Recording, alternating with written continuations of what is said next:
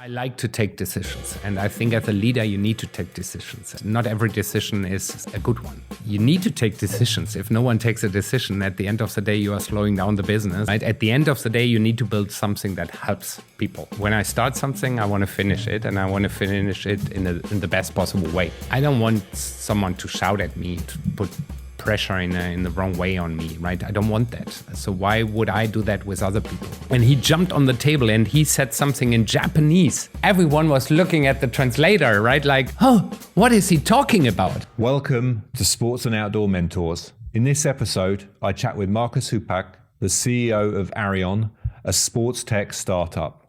Markus has spent almost 30 years in the sports and outdoor industry, working for major players including Runners Point, Sport 2000 and ASICS. I chat with Markus about his early career, finding balance, and his personal development journey, plus much, much more. But before we get into the episode, I have one favor to ask. Please hit subscribe. This helps us to continue to grow the channel, elevate the content, and bring you insights from even more leaders from the sports and outdoor industry. Thanks for your support and enjoy the episode. Markus, so looking back over your career, what would you say are the defining moments that brought you to where you are today in the sporting goods industry? Well, there are a couple of moments. I think starting with my childhood, I was very active. I was always in the nature, always doing sport, always being on the street, playing hockey, football, handball. So that was already, it showed my passion for movement and activity. And then actually during my study, I used to work for I had different jobs to finance my study. And I used to work for Runners Point, which was a German retail chain for running gear back then in a way. I used to work as a tech rep for ASICS. And that's somehow really interesting. In the early 90s, I opened an inline skate shop. Together with a friend who had the money and I had the knowledge, and that was really interesting, learning by doing. So I saw already that I love sport, I love equipment, hardware, hard goods, but what I like most is dealing with people. And that has passed my career till today, and probably we will come to that later on. But it was always like the engagement, the interactivity with people, listening to them, trying to understand what they are looking for. And that helped me throughout my career.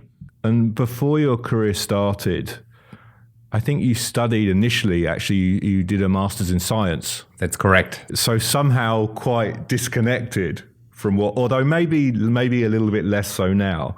But is there anything that when you kind of look back and you reflect on those studies, is there anything that you kind of clearly see as value and you took away from that even today is still relevant and has been important for you? Well, maybe to explain a little bit why I studied science is actually, I wanted to study sport, but I used to play handball, and I was a semi-professional handball player, and I killed my knees, both sides in a way. So I had no chance to actually go to a sports university and apply for, or to study there. So that was the reason. And then it was rational to say, okay, science is super important. And my parents also helped me and said, like, Markus, science in Germany, made in Germany, that's super important.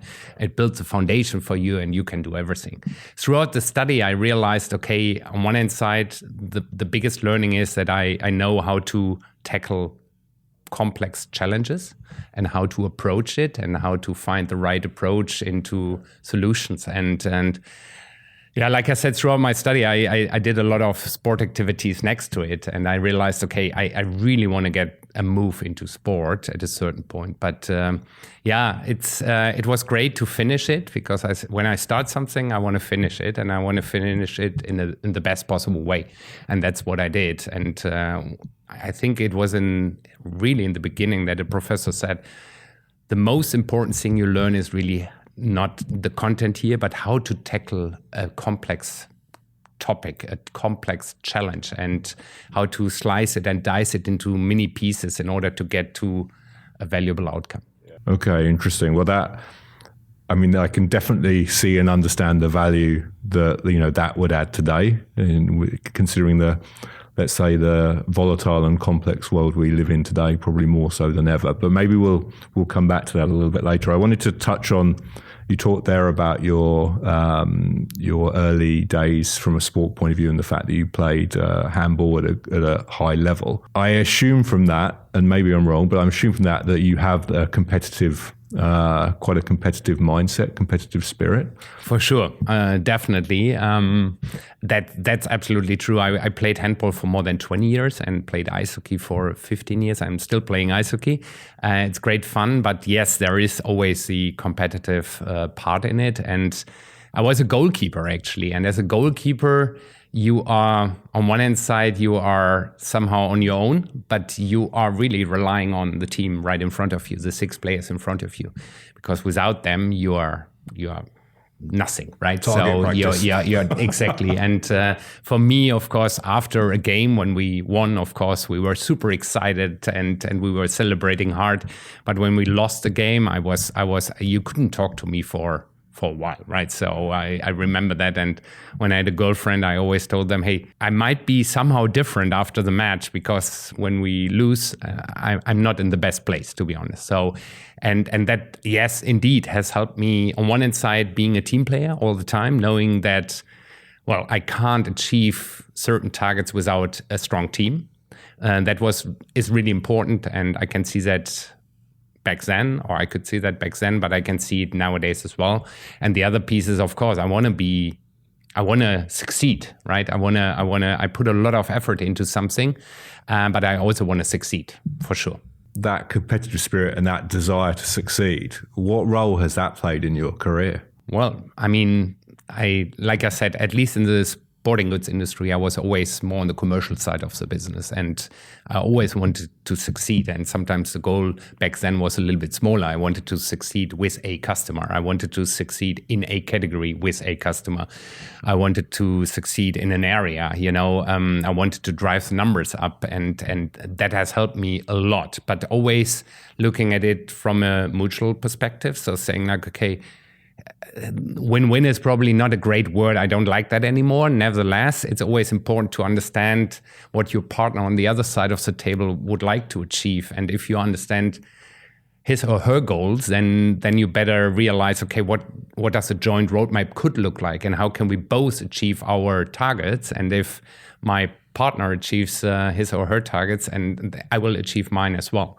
So for me, it was really important, and I was always going step by step. It was not like, okay, I had a 5-year plan, and I want to be there in 5 years. It was more doing really a good job in the area I was working in. So whatever, I was a category sales manager for the DACH region in apparel, and then I wanted to be good in that one. And then I always had the drive to realize, okay, my bosses will see that, if I'm doing a great job, they will come to me and probably offer me something else. And in all honesty, knocking on wood almost, it always worked out, right? But I was never ever saying, hey guys, now I'm only a national sales manager. I want to be the VP of EMEA. But it was more like going step by step and living in the now and here and doing a good job, but also enjoying it and working on your strengths. That was really important, or is really important to me. When you look back, is there anybody, whether it be a boss, a coach, a mentor, or maybe who are the people that have really supported you throughout your journey and that you've had somehow a lot of value from? Probably it started, I had a great mentor, which was my handball coach, because he was the managing director of a big steel company, and he was the commercial guy. And he realized, okay, Markus brings certain skills, which he could see on the pitch. I was a goalkeeper, I was a captain of the team, and so on. And he could see I was leading, I was guiding the team, and he gave me a lot of advice already going into a certain direction. But when we dive more into sporting goods now, I could probably call out 2 names straight away. One was my global commercial boss at ASICS, Katsumi Kato. He was the CCO of ASICS globally, and he was really he was everything. He was my manager in a way. He was my mentor. He was a friend. He helped me a lot. And then, of course, Alistair Cameron, who was back then the CEO of ASICS EMEA, and yeah, he was very similar. He was my manager. He was a mentor. He became a friend, and we are still in great contact. And they helped me a lot, to work on my personality, to realize, okay, what are my strengths? What is maybe my superpower? What are my blind spots? Also really important. What is it I can improve? What is it I can do differently? They gave me different perspectives on certain situations. So yeah, I can call out these guys. As you just opened the door, so what is your superpower, and maybe what are those blind spots as well? And what was the sorry, this is now 3 questions in one, but what was the process that you went through with them to identify what those blind spots are? Because I think that's something that it's quite difficult for a lot of people to do that and to recognize, what are maybe the areas that are their weaknesses or blind spots, however we want to define them. Well, it's a journey and it's a long way, right? And now today I can openly talk about it, and it's not a problem. I'm a big believer in personality tools and tests and so on. Back then, I mean, when I look back, then I realize, okay, I always love to deal with people. I always love to engage with people. I always love to inspire people, right? And probably that's also, if you can talk about the superpower I have, I love to inspire people, to engage with people, to activate a crowd. And I can back this up with certain personality results. So for example, I'm a big believer of the Gallup Strengths Finder.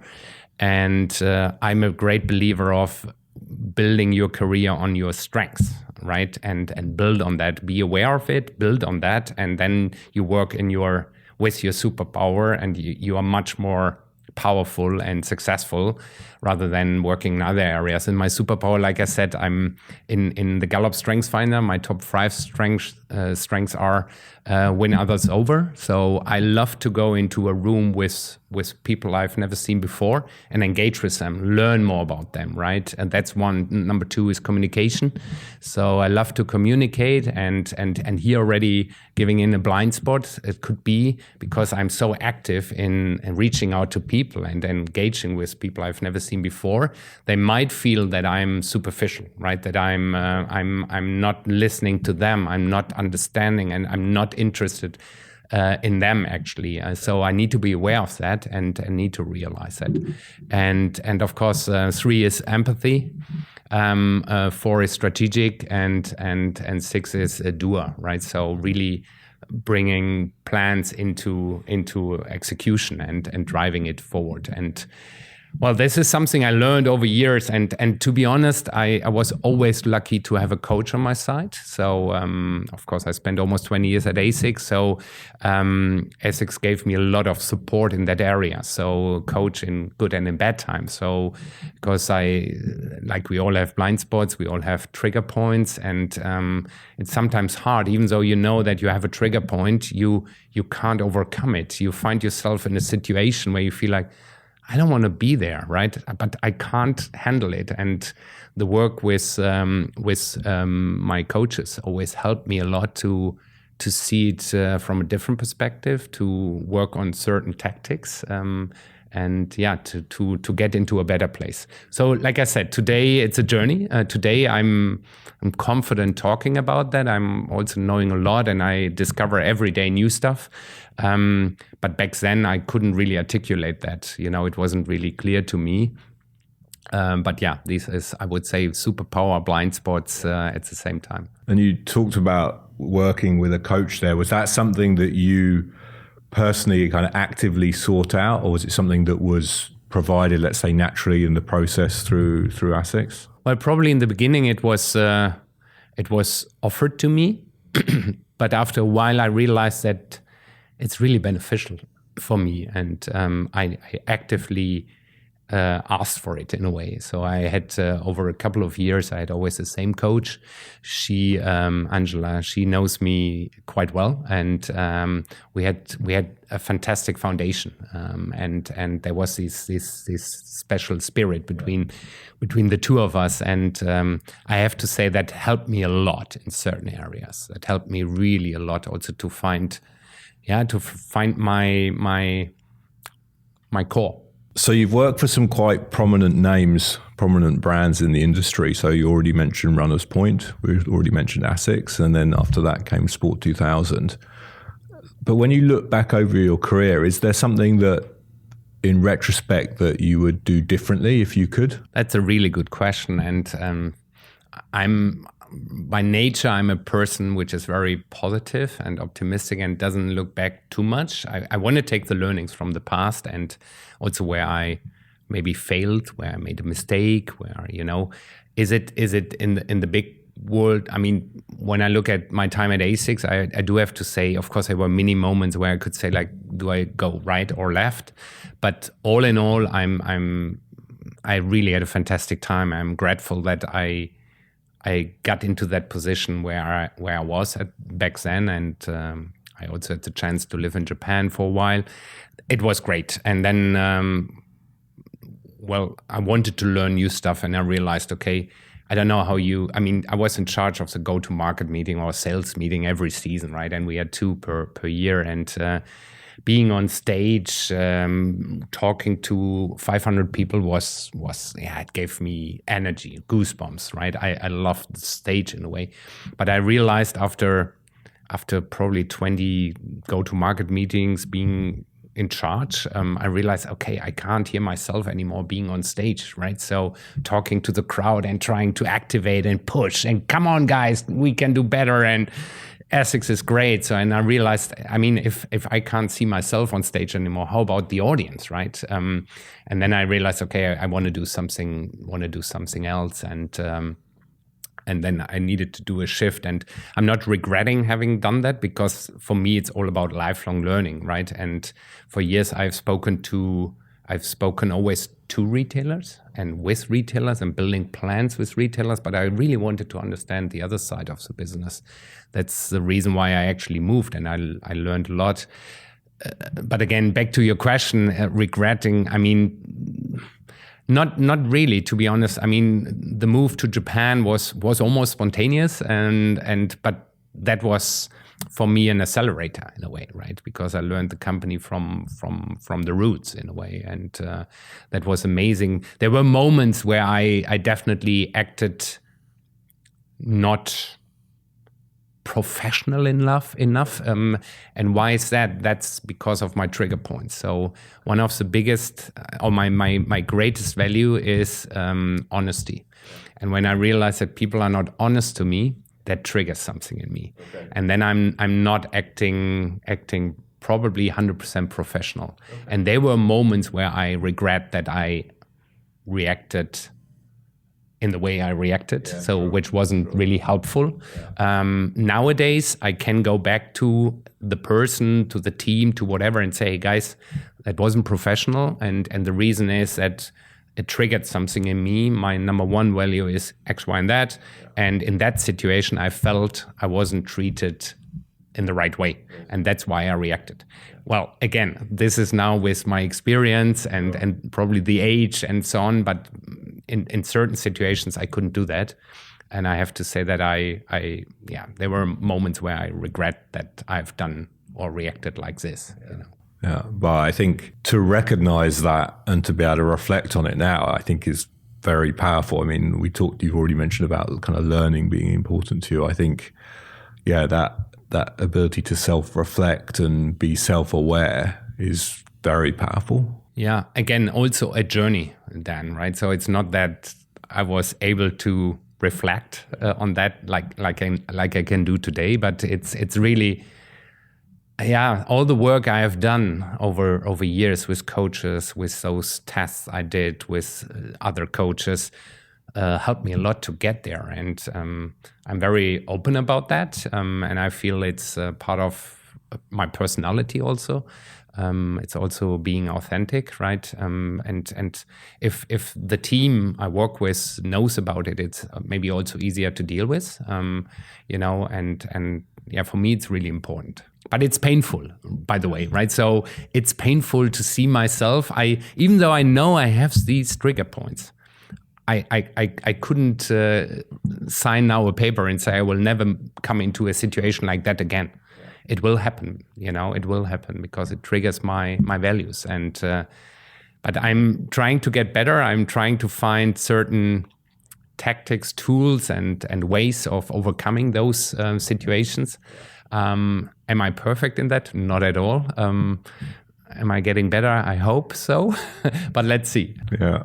Well, I think things like that, it's a bit like, I would imagine, like going to an Alcoholics Anonymous meeting, and the fact that you can admit that it is an issue in that case, or, it's something that maybe you're not comfortable or proud of, is more than half the battle, I think. That self-awareness, which somehow is in itself a superpower, I would say. You touched then about your time in Japan. So I wanted to learn a little bit more about that and what you got out of it and how the opportunity came up, because I think I've been lucky enough to work in several different countries around the world in my career, and I've always taken great value from that. So, and Japan also is personally a country that I love, the culture, the country, the food, everything. So I'm super interested to hear more about that opportunity. Maybe I need to explain a little bit how it came to that situation. So it was 2006 and I was sales manager in the DACH region for ASICS. And we had the third year in a row where we were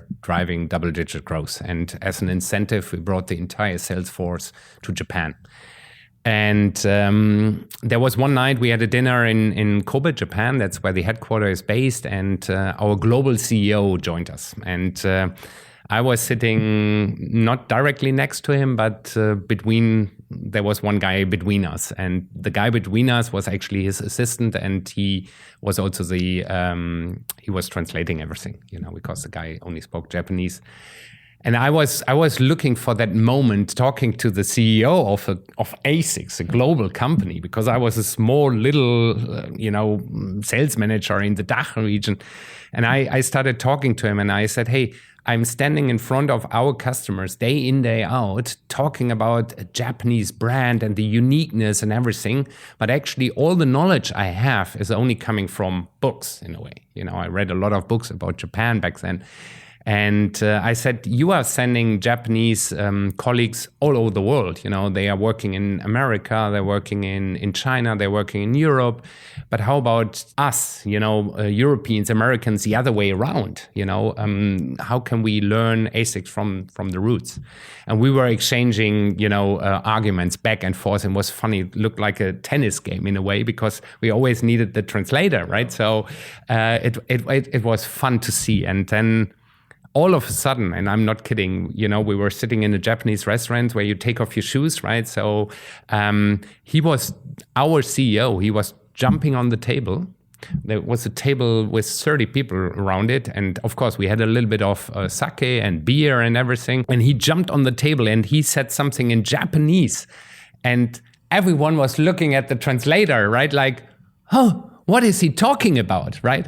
And then this translator said, okay, Markus will be the first European who's invited to come to Japan to learn more about ASICS from the roots. And, of course, we had some alcohol and my team was actually saying, goodbye. They were singing, right? Goodbye, Markus, goodbye, goodbye. And I was like, all right, what did I do? And then actually next morning I had to call my partner and I said, hey, my dear, I have to tell you something.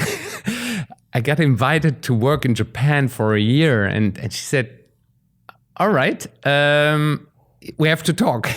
Well, and then I had to talk to my manager back then. He was the MD for the DACH region. And he said, no, he's not joking. Japanese will never joke about those kind of things. So, and it took then 5 more months before I started moving to Japan because I had to, work on the work visa and all this kind of stuff. But I have to say it was an amazing experience. I'm like you. I only knew Japan from the books. Of course, I've been to Japanese restaurants in Germany beforehand, but I didn't know too much about it. And I learned so much about the culture, because in what I see, I enjoyed always working in international environments, but I see always those cultural clashes, between the Germans and the French and the Italians and the Dutch. And then you have the Americans and the Chinese and so on. And I could see that. Straight away also why we always had clashes within international meetings, when the Americans and the Asians or the Japanese and the Europeans were in a room, it never worked out well, but it has to do with respect and thanks God in a way, Germans and Japanese are somehow close in a way, hardworking, respectful, hierarchy, right? So these are the things which are there. And I learned so much. I went through all the departments, and actually the CEO, Mr. Oyama, who actually just stepped down, he was my manager, and he was on my side, and I learned. I mean, one of the biggest learning was they are all quiet and there is a hierarchy, and I was always like, how can I push certain ideas through? And I realized that it's about two faces, tatamahe and hone. One is the office face, tatamahe, and you play by the rules, right? You act accordingly, and you're quiet, and there is a manager, you respect the hierarchy, and so on. But then after work, they take off that mask and have the other mask on, and that is actually they talk straightforward to each other. So in this case, I went out with my manager for dinner, for example, and we had great food and we had some drinks, and then I could share my thoughts, my feelings, my ideas, and we had a discussion on eye level, and it was great. And that's how you placed actually your ideas and push them through. Of course, next day, what you shouldn't do is go to your manager and clap him on the shoulder and say, "Oh, it was a great night last night." You should not do that, but you will realize that he or she will actually digest all the ideas and bring it back to the team. And that has helped me a lot in that area, to understand much better how our headquarters acted. And I was, in a way, when I came back, I was always like a mediator, because I realized, okay, again, there is a clash, because, I mean, most of us are non-native speakers, right? And Japanese, the English was then a little bit poor, and then you had the Americans in the room and others, and you realize, okay, native speakers, non-native, and there was already a clash on that level, and this is how it started. And then, of course, Japanese, they digest first. The word no is hardly existing, right? So we will consider, and that often means then, okay, that's a no in a way. From their perspective, they are very analytical. They dive into the details. They need a lot of facts on the table. For us, Europeans or Americans, it was too slow. And you need to find the common ground to build something meaningful. And I have to say that helped me to build the highest respect for Japanese and the accuracy, the eye for detail, no gimmick. It is all when they brought something to market, it took time to develop it, technology, innovation, and so on. But it was always, it had substance. There was a foundation, right? There was something really important in it. And I have to say that helped me a lot. And I'm still in contact with people from Japan. They are texting me, and I'm their Tomodachi, which is friend, and they are sending me Christmas cards, and I'm in contact with them, and traveled with my parents-in-law 2 years ago through Japan, and we met a couple of those guys. For me, it was a great time. So would you say that the biggest learning was the importance of somehow cultural understanding and the differences between the culture, or was there any other kind of major learnings that you took away? That was on the more generic side, definitely that was one of the big things, in a way, the really big things to learn and to take from, to listen to them, to understand, and so on. On a professional side, let's talk sport. It was really like, it's all about innovation, it's all about technologies, it's no gimmicks in a way, right? So for me, that was really important, bringing something true to the market. Purpose discussion is probably very active these days. Back then probably wasn't that active, but it has ASICS, anima sana in corpore sano, a sound mind in a sound body, and that has purpose, right? And we live by that in a way, and that was one of the big takeaways for me, to realize, okay, you need to, I mean, if you're a brand person, you need to live and breathe it, and you need to believe in it, and you need to understand it. And then you can stay in a very authentic way in front of your partners, customers, and so on, and sell it with a very different energy and passion and belief. And that's, for me, was always important. If I do something, I need to believe in it. I need to show the passion, and then the energy comes with itself by nature, right? So these are the two really important things I would take away. Okay. And maybe, one more, it's the network, right? Having a strong network. Maybe we can talk about that later, but network is super important. And like I said, I'm still in contact with certain people, and that's an active network, right? It helps you. You can engage with them and reach out to them. And yes, it takes time and energy, and you need to invest, but yeah, these are the important things. You spoke there about your partner and that difficult phone call following that. Sounds like a very almost life-changing dinner experience with the ASICS team in Japan there. But yeah, talking about your partner, I know that for you, family is, really important for you. But you also, today you're leading a tech startup. You've had senior leadership roles for several years now. And as well as being the CEO of the company, I know that you're advising other businesses as well. How do you find and maintain a good balance? Because you're competitive, you want to do well in whatever you're doing professionally. Family is really important for you. I know a lot of people, including me in the past, have found it difficult to find that right balance between the two. What's your approach to that? Same here, probably. I also had challenges. At ASICS, takes the example of Japan. I mean, when I made the decision to go to Japan, I was very much focused. I want that. But my son was only 2 years old, for example. And yeah, I went on my own, right, for almost 12 months. And that was a hard decision. And I have to say then, when I came back, I moved to the ASICS headquarters in Hoofddorp in the Amsterdam area, was part of the team in the EMEA headquarter. It is definitely a hamster wheel in a way. You work really hard, right? And I was away from my family, right? During the week, I was on my own, and to be honest, no one was waiting for me. So I was the first one in the office and the last one leaving, But it was, for me, because I worked really, it was a big passion for me. I was really working on my strengths. I was on the commercial side. I was dealing with customers. I was dealing with people. I was in an international environment.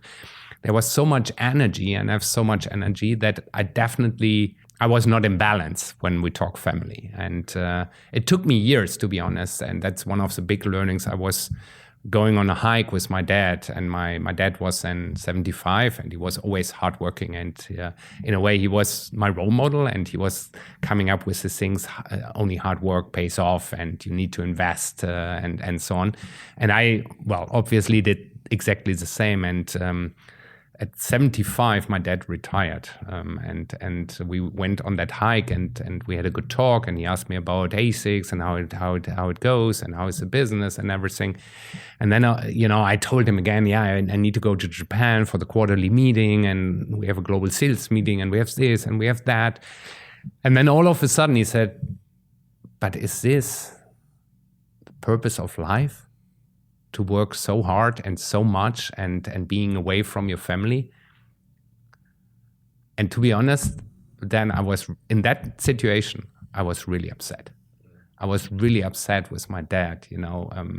Why? Because for my whole life, he almost showed me, teach me a little bit, and he was a role model and worked so hard and to get to the next level and. Well, I did the same. And then he told me, "Well, is this the purpose of life?" And I said, "Hey, Dad, but what did you do?" And he said, "Well, I'm 75 now, and I realize that I missed out on so many occasions.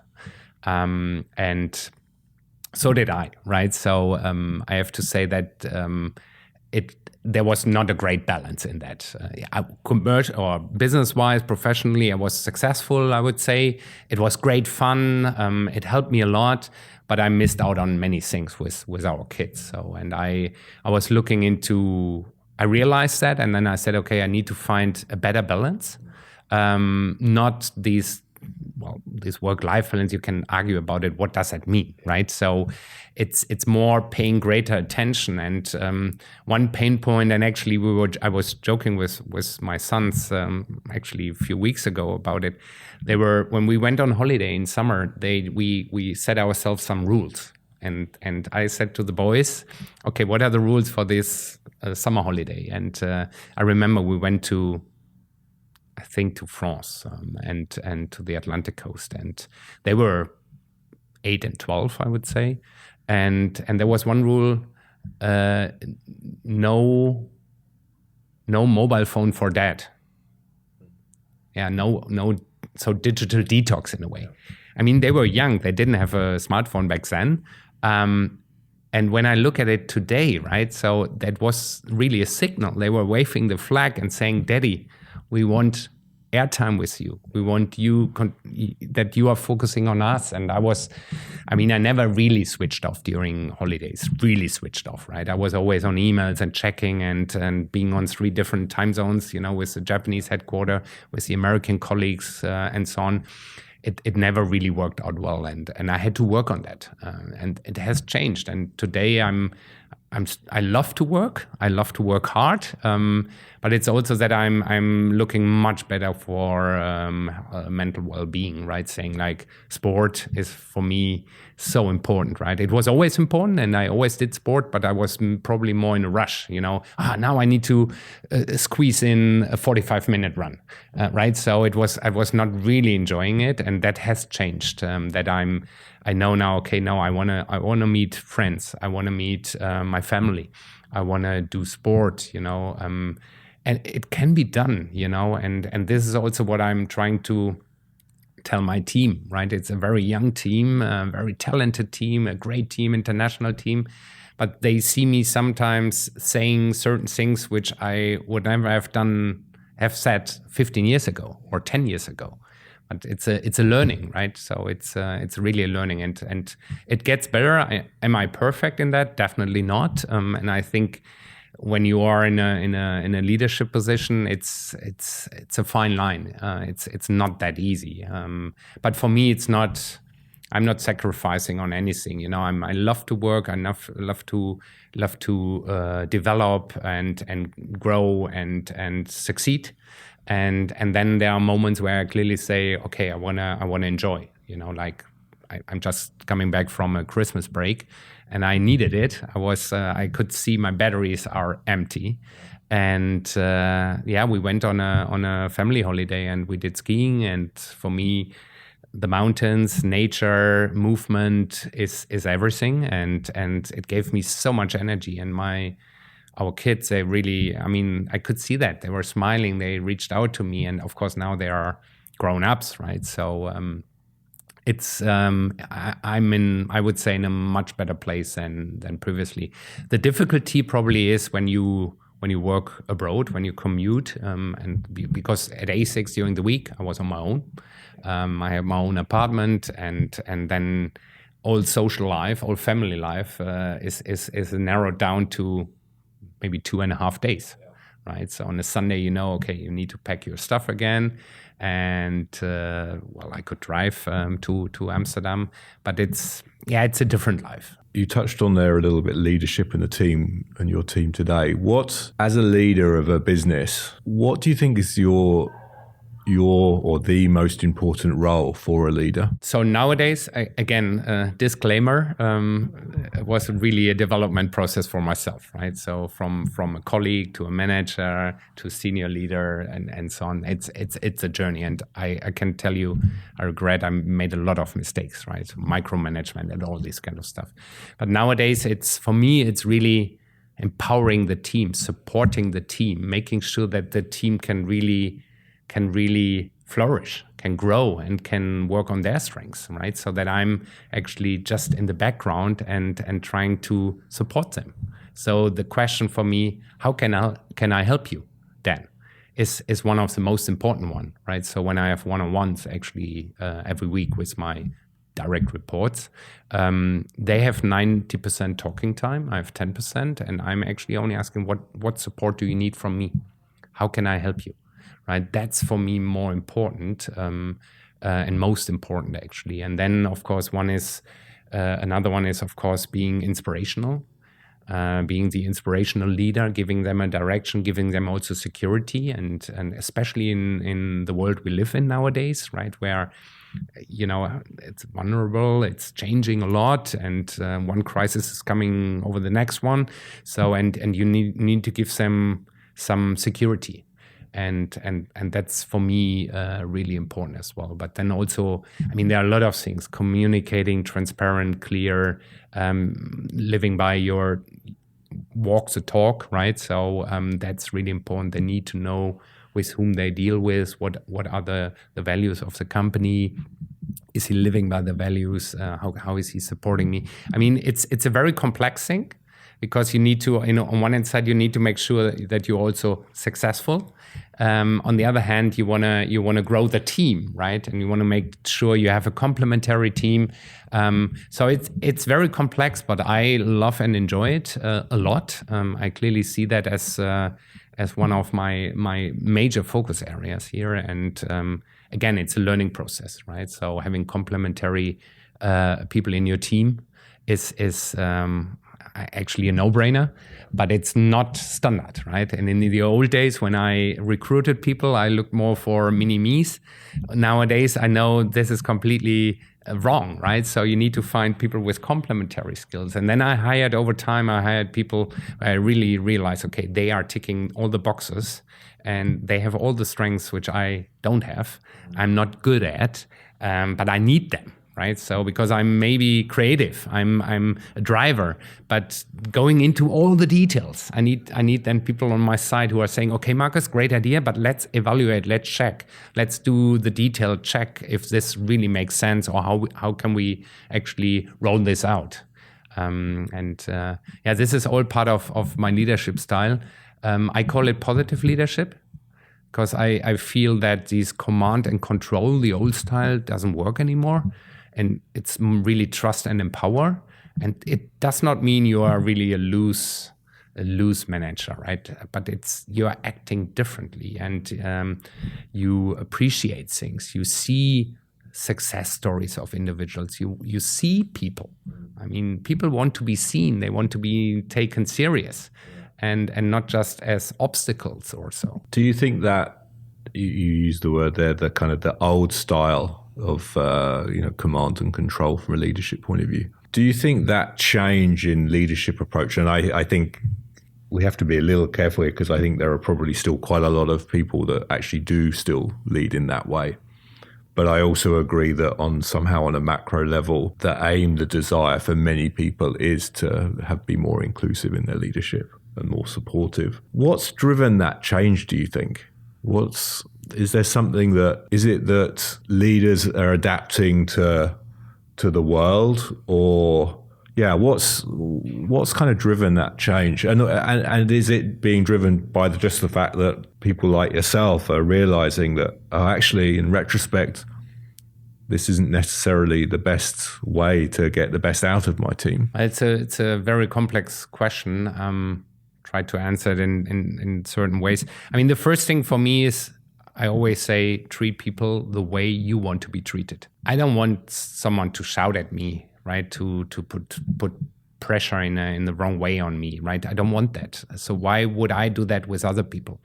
I should not do that. And I have to say, at ASICS, we were at the end, we were driving a business of almost 1 billion, and I had 250 plus people in the sales force. The most important to me is building trust.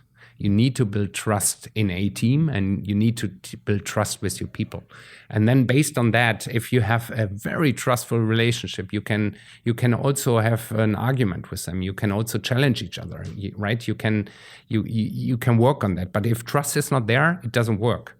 And then you are probably in that area of command and control, right? Where you are like, I don't trust my team. I don't trust them. I don't believe they are working hard. I don't, it's not my approach, because I also realized that at ASICS, I realized we had a very great team dynamic and a trustful relationship. And I would say they did everything to achieve our targets in a way. And Japanese, at least at that time, they were tending to dive into micromanagement, and with the result that once a week I had a weekly call with my global commercial leader, and when we talked about the numbers, quarterly results, the margins, and so on, he said, "Okay, Markus, how do we get to that number?" And for example, I said, we are still expecting a big order to come from Foot Locker, from Zalando, from Intersport, from Decathlon. By when?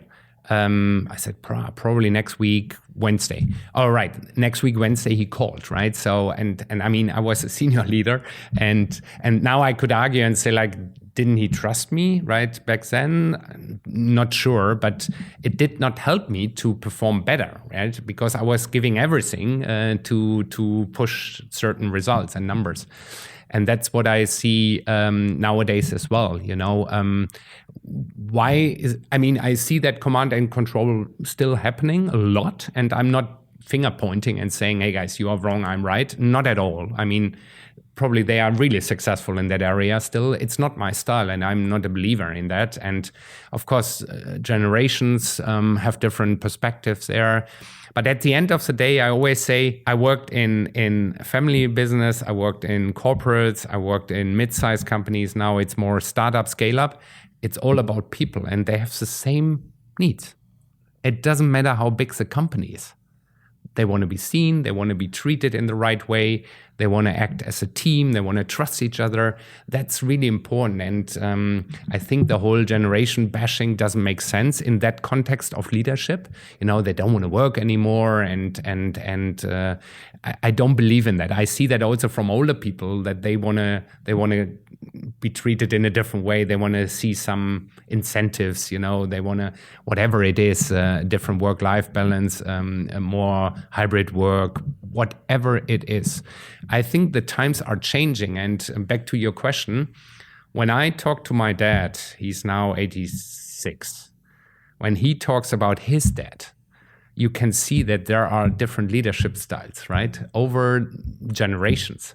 And I think it's pretty normal that it's evolving and it's changing now. And I think it's up to us now, more senior leaders, to also show agility and flexibility to adjust to needs that are required in this world we live in. Right. So, and we have to deal with sustainability, with digitalization, with all these things, with Corona, with whatever it is, inflation, recession, supply chain issues.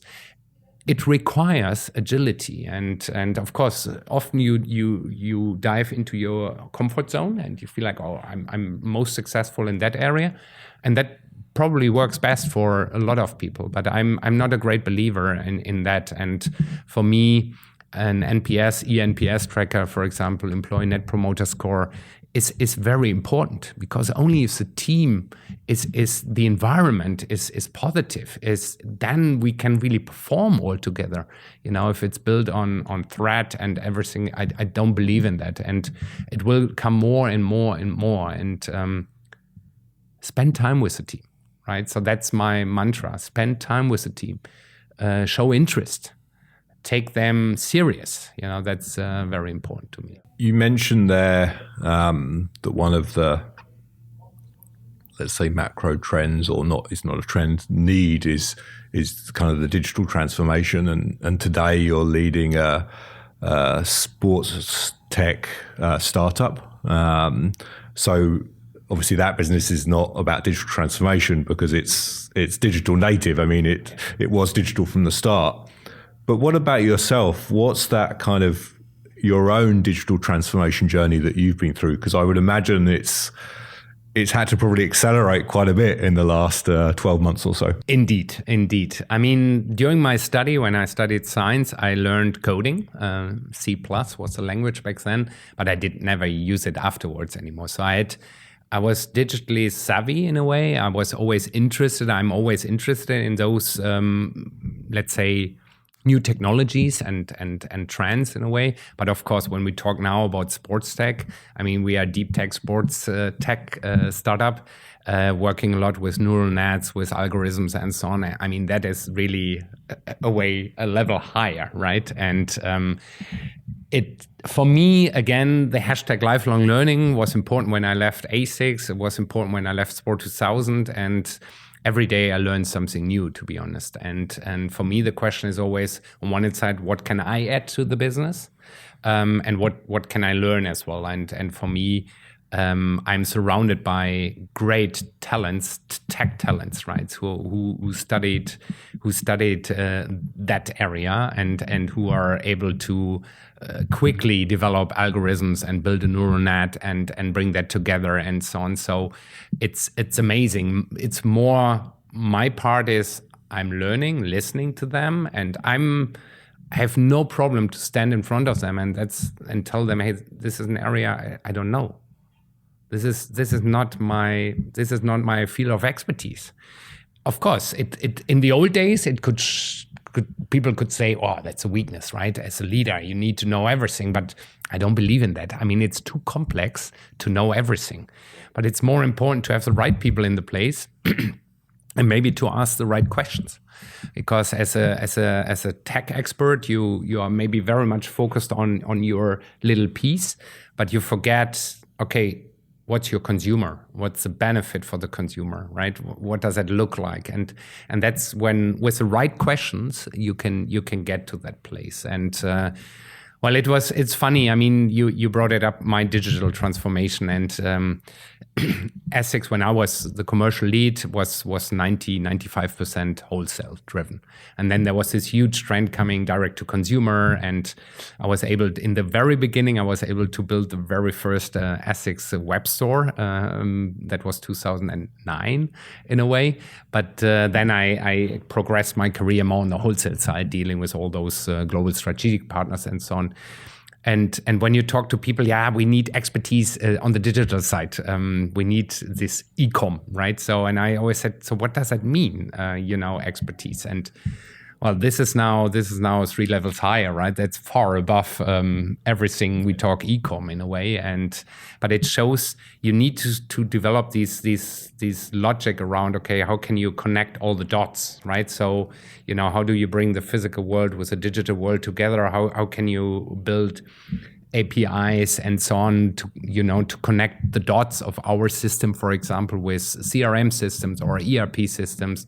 How does it work, right? Is it possible? How long does it take? What do you need for that? And I think it's part of your toolbox as a leader to have not only interest, you need to have an understanding. You don't need to be the expert, but you need to really know how to bring the dots together and ask the right questions. And for me, it's always important to keep track and keep track with all the technologies that are kicking in. I mean, it's a little bit more than a year ago, right? It was November 2022 when ChatGPT was launched, right? And everyone was getting crazy. Hey, AI. Well, I had to smile a little bit because we are using AI for years already. And in a way, I'm always asking people when they get crazy about AI, and I said, do you have a smartphone? Yeah, we have a smartphone. Do you use Google Maps, for example? Yes. What do you think how that works, right? So, I mean, your smartphone is full of AI in a way, and now they start talking about it, and it's interesting to listen to them. I would always recommend, and I would always tell people, hey, try to understand technologies. You don't need to dive into all the details. You don't need to build your own algorithms and do the coding yourself, but you need to understand the big picture, how that works, and how how those tools can help you. How can ChatGPT help you in your daily work today, right? How does a prompt should look like, and these kind of thing. And you see, that's my personal transformation, showing interest and diving deeper into all the details, and also knowing the right people and knowing where you have to stop. When techies talking to techies, then I'm sitting on the sideline and listening and learning. That's actually more my piece, and I maybe ship in with a question, but that's more it, or looking at it then commercially and saying, okay, how can we utilize this? How can we scale this? What are the opportunities in that area? So that's more than my role in it, but I'm growing every day and I'm learning every day, and probably making also a lot of mistakes in that area, but it's evolving so fast. And I think it's also important for our sports and outdoor industry that we keep track. It's not only digitalization, we do know that, but there are certain tools who can do a job in a greater way. What then has been the biggest learning that you've had since you've joined ARION around kind of digital and digital transformation? Yeah. Is there anything that stands out as being like, wow, okay, that's either you didn't expect it or you had no idea? One important, and that's actually not new because we say that in sport and outdoor all the time, it's customer centricity, right? At the end of the day, you need to build something that helps people, right? So there are benefits and you help them with challenges. That's the number one thing. The second big learning is that almost nothing is impossible, right? So you can build a lot and it's way faster than what we are aware of or known for in our sports and outdoor industry, right? So that it takes 24 months to build a collection or 19 months to build something, we can build it in weeks, right? So when we talk to a partner, we have now an exclusive contract with Intersport Austria, and they want to have a CRM, ERP integration. Well, that can be done in 2 weeks almost, right? So, and we are not talking months, we are talking weeks. That's definitely also a big learning. There is so much possible, but it's also, there is a certain resistance when it comes to innovation. People are scared. That's a big learning. When you come with something which is highly innovative and it requires some technical skills, you need an iPad, you need to connect via Bluetooth something, and it delivers you a result within seconds, which are very objective and which are backed up by studies from universities, but people are scared and they are like, okay, that's too much for me. I don't want that, right? Especially when you work in a very physical world we live in, and when we work a lot with emotions. It's still important, right? So talking running shoe, I grew up in that industry with Runner's Point. I still have in mind those, okay, you're running on a treadmill, I'm standing behind that person, I can see you are late stage overpronator, right? So how can you see that in a way, right? Because we are not built, we are not experts in that area, but we always had that, and consumers were really relying on our opinion in a way. And yes, you build expertise, I agree to that. But the world has changed and has evolved. And now our tool can do that within 50 steps and gives very objective results, black and white, with clear KPIs. But I see the resistance. No, I've done that for 20 years and it worked really well. And I always bring the quote from Henry Ford, Yeah. I'm not sure if you know that, but Henry Ford said, if I would have asked the people what they would need, they would have said faster horses. Yeah. Well, we both know what came out of it, right? So, and that's the same with us, innovation. You need those trendsetters who really believe in those things and who give it a chance. And yes, startup has there is these Damocles sword above it, like, yeah, they won't survive, and is that really true, and does it work? Innovation is expensive, right? You need experts, but I can tell you, we have 30 people, and we have 6 PhD in our team. 6 PhD. So you see, it is all based on science, really, in a way. And but this is my learning.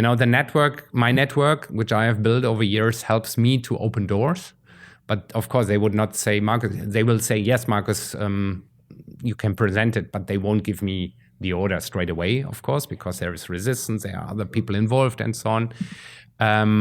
But yeah, you need to find those trendsetters who believe in it, who support it. And I learned once it needs 3% to create a trend, and in a certain group. And you need to find those 3%, and then you can grow it. And then you see resistance disappears, and then people are reaching out to you and saying, hey, I've seen that, I've heard about that, can you explain it to me, how does it work, and what could we do? And that gives me goosebumps, that gives me goosebumps. I mean, if you come with a business card and have a big brand name on it, well, the door is open, right? And then it's more about other problems. But if you come as a small startup, probably the brand awareness is small, then you need to wave the flag louder and faster and knock on the door more often. But I see that there are more and more business partners,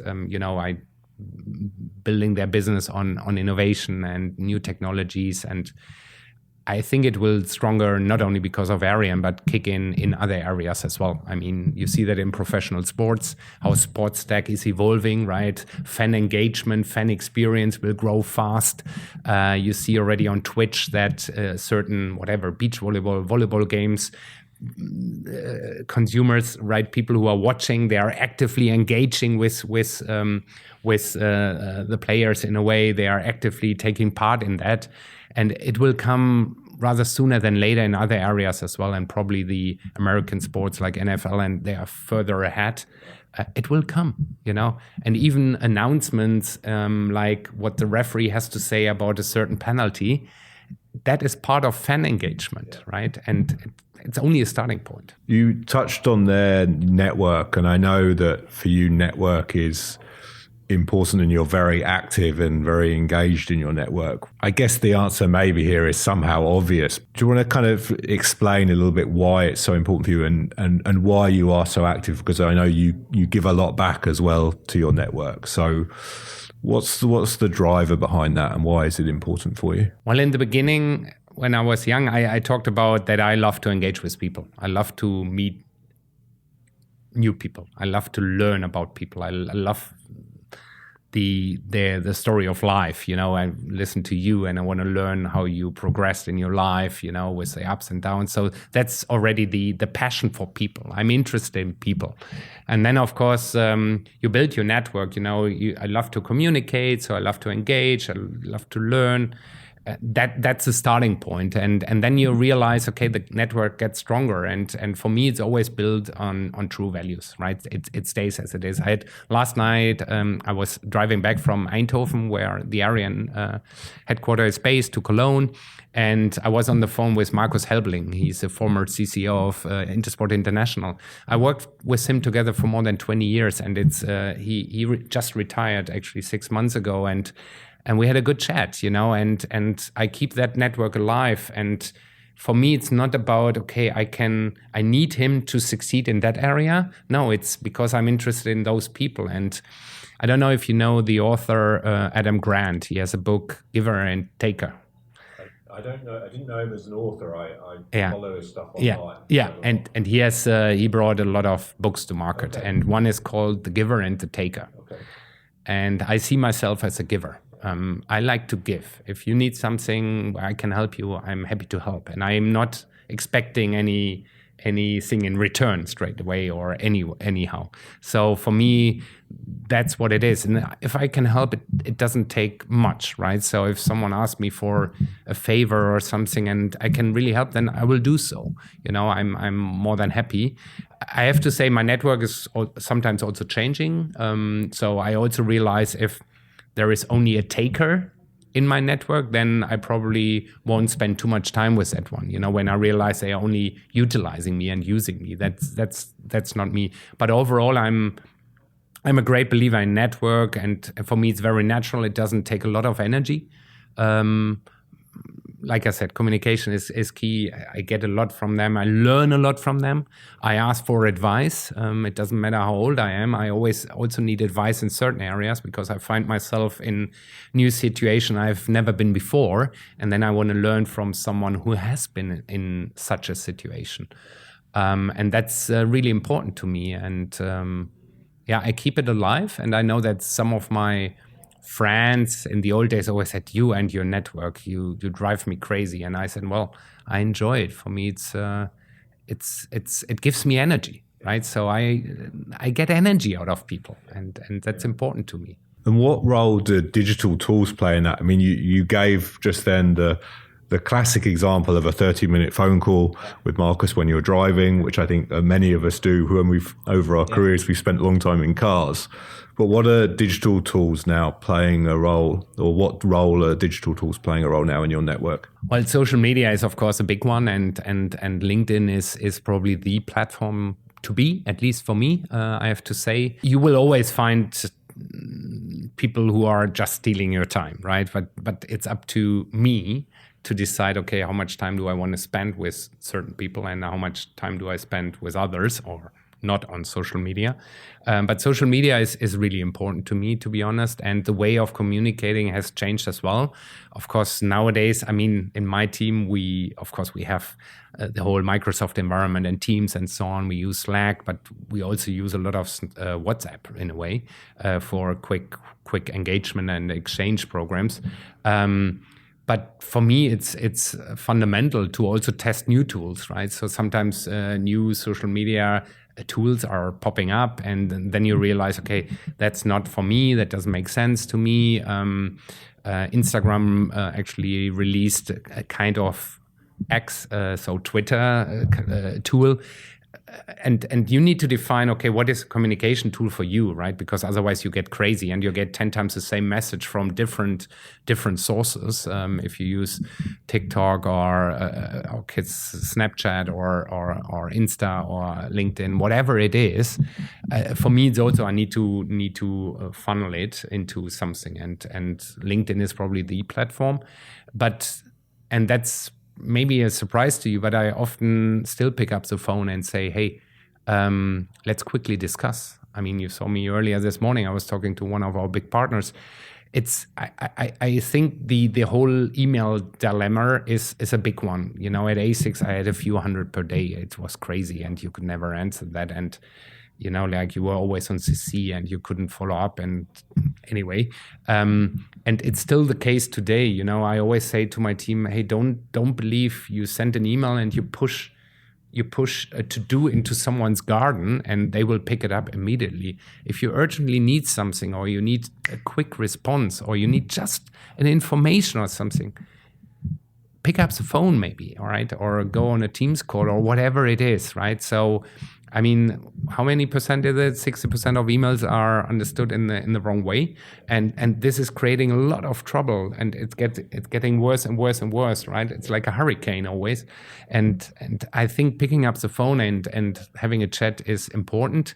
I'm also very modern. I mean, we have a very, very open office hybrid solution in a way. Nevertheless, I also enjoy very much a face-to-face conversation, you know, because that's also where you really build deep relationships over time. If you knew you weren't going to fail, what would you do differently? I like to take decisions, and I think as a leader you need to take decisions, and not every decision is a good one, but you need to take decisions. If no one takes a decision, at the end of the day you are slowing down the business, and you will never find out if it was a good direction or decision we took, or a bad one.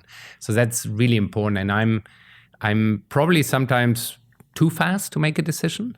But if I feel I have all information on the table, I got everything I needed in order to see the big picture, then I decide, right? And then I need to stay behind it, and I need to defend it, and I need to go through it. And often, which I regret, we made a decision and we were reverting the decision before actually the result really kicked in. So to give you an example, at ASICS, we did an organizational change, a really big one. And I was introducing on the commercial side cross-functional teams for global accounts. We had global account groups like the Food Locker Group, the Intersport Group, Dijkman Group, and so on. And I still believe it's the right decision to focus really on those partners with a cross-functional team. But in certain areas, we were not really waiting for the result and saying, it's not working with the smallest hurdle and the smallest challenge on its way, that we actually then were reverting certain things already. And I think that's not right. Sometimes you also need to give it a breeze. You need to give it some time to see really the results of any decision made.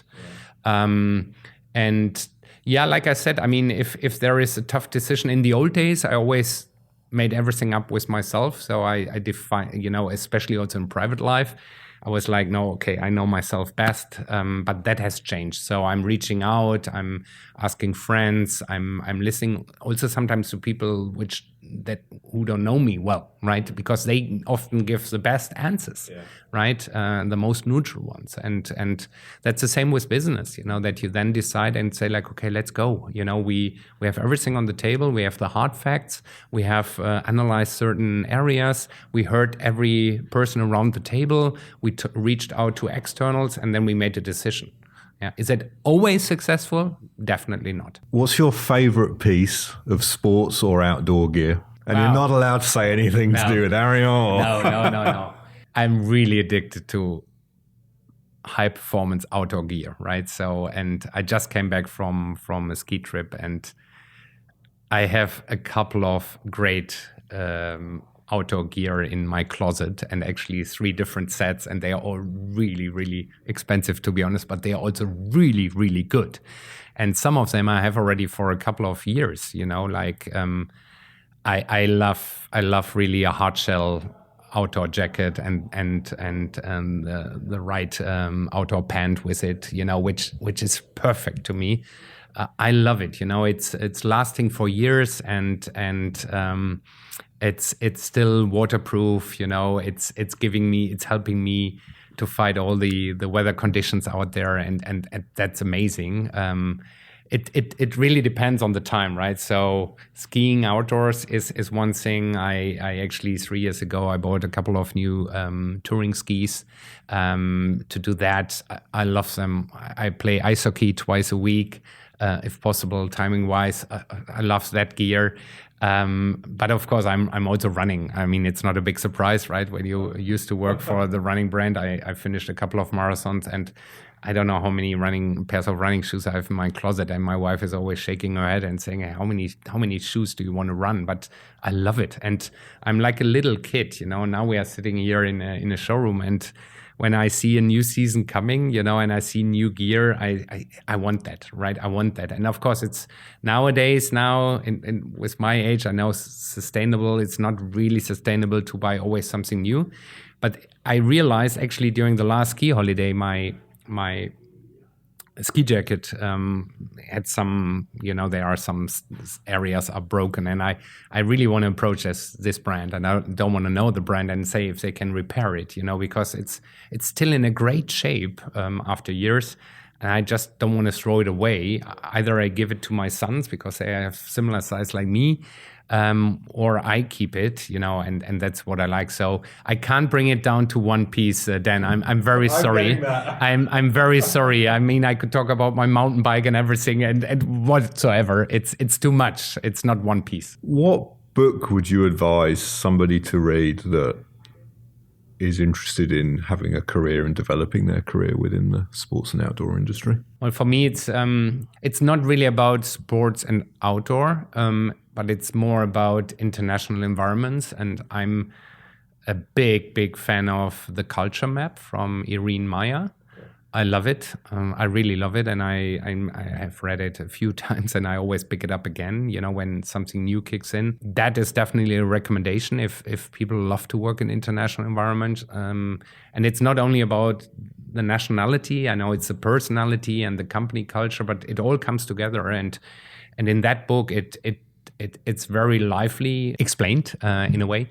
And I like it. And actually, I gave it as a present to my team this Christmas time, because we have, like I said, we have 30 people, but more than 10 different nationalities. And there is a natural mismatch, right? And you need to find this common ground. And therefore, that would be a recommendation to the team, or to the listeners, The Culture Map from Irene Meyer. What's the most valuable piece of advice you've ever received? Stay true to yourself. be yourself, be authentic, be you, and act on your strengths, work on your strengths, use your strengths. That's probably the piece I would say most. And then also people related, be always live by true values. If today was the last day of your career and you were going off to retire somewhere, what would your last message be to your team? You are a great team. You're doing a fantastic job. Continue the journey and challenge yourself on that journey to improve every day. And if you could give future leaders within our industry 3 pieces of advice, what would they be? Try to understand yourself in the greatest way. Dive into everything to learn more about your skills, your interests, your blind spots, maybe your weak spots or your weak points. That's one. Secondly, define your unique leadership style. What suits you as a personality? And that's 2. And then 3, and that's really important for me, focus on your team. Focus on your people. See them, listen to them, give them the stage, the space they can grow and flourish, support them, and take them serious. So as you know, the aim of this podcast, this YouTube channel, is to help people, other people on their career journey to learn from the experiences of people like yourself. With that in mind, is there anything that you would want to add that we haven't touched or finish on, anything that stands out where you'll think, I wish we'd have had a chance to talk about that? What I feel, I get this question more often from people, but I need to see a true passion and a true interest to dive into an industry, into a role, into a company, into a brand. Sometimes it's too superficial. They did not make up their mind really. They did not do enough research. They can't really back up their words. And in my world, I would say, create awareness around what you really want and what the word extra mile is probably the wrong thing, but what is your real passion and what is your desire? What are you? Where's the energy coming from? And that's definitely important for any young person, and have also the passion and go step by step. I said that in the very beginning, and for me it was not like when I was 20 I wanted to be there.